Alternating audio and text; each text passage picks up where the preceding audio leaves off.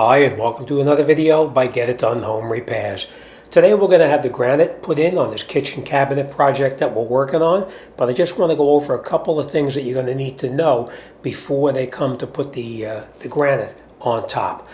One of the most important things is to make sure that all of your shims in the back where the shims come up against the wall have been cut off flush, so that way it doesn't interfere with the installation of the cabinets, the countertop itself.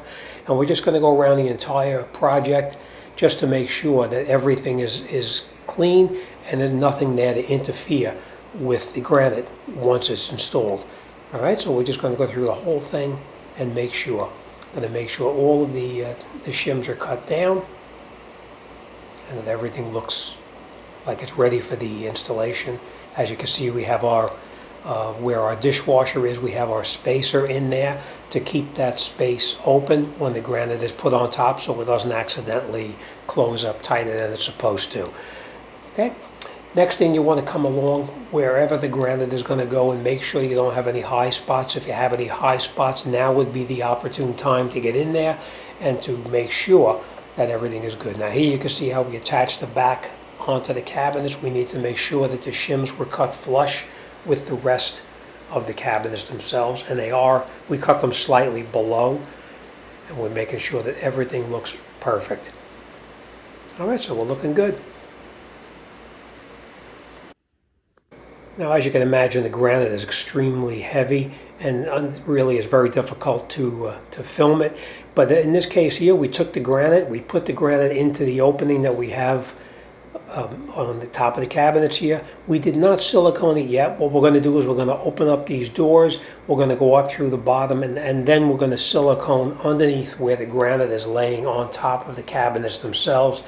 And as I said, you know, the granite, when you put it down, it would actually, if you had silicone on there first, it would hit the silicone, it would push it up against the back, and it would be horrible. So we put the granite in position, and then we opened up the doors and drawers and went up through the very bottom and put the silicone underneath there. Now you can see it's a nice tight squeeze against here. We have a little bit of a discrepancy against the back wall just because we are going to put tiles there, and we don't have to worry about it too much in the back there. All right, as I said, we're going to pull these drawers out of the cabinets once the granite is slid all the way up against the stove itself.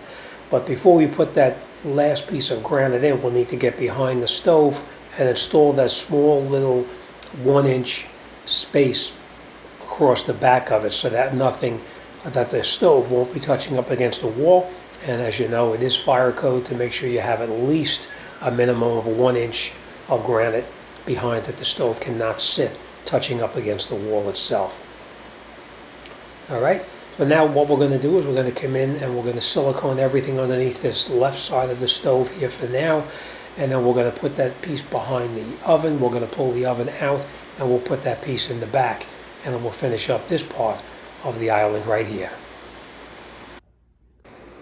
Okay, so we slid this countertop into its position. We did not silicone it yet because, as I said, we need to pull that oven out to put that piece behind it. But now we're going to turn our attention to the island itself. We laid the granite on top of the cabinets, and we are now determining where we're going to put the soap dispenser on the top of the granite, whether it's going to be a left side or right side. And we chose to put it on the left side. Next, we're going to come in here with our special tool to make the cuts so that we can put our soap dispenser in, and we can also install the faucet where we want it as well. Now, as you can see, we have a wet and dry vacuum on that saw, so that way all that dust doesn't go all over inside the house. All the dust is being sucked up inside the vacuum itself, and therefore we don't have too much of a mess around in here. Now this is a special bit, of course. It's meant to drill through granite.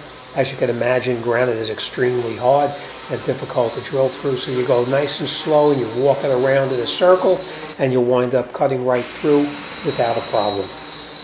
After this one is done, we're going to move up and we're going to do the exact same thing where the faucet is going to go, and then the island will be, the holes will be in there and ready to install the rest of the plumbing items and the faucet and the sink drain and all that kind of stuff. All right, next we're going to go over now. We're going to go to that to where the oven is. We pulled the oven out of that space that was in there, and now we're going to come in and we're going to put a block of wood on the left and right side of the oven, on the countertop I should say, so that way we can put that piece of granite in there to secure it in place.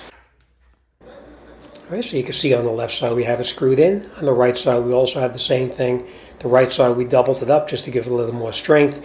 Now if you don't have the blocks of wood to put in there, you can use a small little L bracket to put it in there to make it even with the rest of the countertop itself. But in this case we cut the blocks to be as thick as the piece of granite that we're going to be installing, so we have a nice surface for the granite to stay on top, to lay on top of, and to hold it nice and level, so it won't be crooked once we install it. Now, when you put the small piece of granite on there behind the stove, we are going to epoxy it in place right there. We use a special epoxy to join it to the other countertop before we slide the oven back in place. All right, so let's grab the epoxy. Let's put the epoxy on there. We'll get that piece in, we'll slide our oven back in position, and then we should be okay. Obviously, we do have to have the electrician come back out and finish up the electrical work so we can plug the oven in the right way. Okay, so once everything is all done, as I said, we pulled the drawers out, we opened up the cabinets, we went up underneath the bottom, and we siliconed the countertop to the cabinets itself with a bead of silicone around on the inside, up underneath where the drawers and the cabinets are.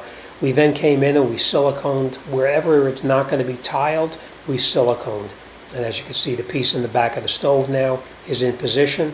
We're going to slide the stove back in. It's not totally finished yet. As I said, we have to have the electrical connected up inside there, and then we'll put the plug in and we'll slide it all the way back the way it's supposed to. But as you can see, everything is siliconed in place and looking good. As I said, anywhere that the tile is not going to go, we ran a small bead of silicone to make it waterproof, so that way the water will not run down between the granite and the top itself. Now here you can see we put the sink in. We do have to connect up the drain and the water supply and all that kind of stuff, but this is the granite that's silicone down. We're going to let this dry, and then we pretty much are all set. Now the only thing I do want to point out is that periodically granite does need to be resealed. So we're going to clean this all down with a cleaning solution, and then we're going to come in with a sealer and we're going to seal it, and then this countertop will be finished, and then every 6 months or so we'll come in and we'll put the sealer on it again. Now this is the sealer that I'm using. Big box stores have multiple different kinds of sealers, but this is the one that I choose to use. All right, as always, thanks for watching. I'll see you on the next one.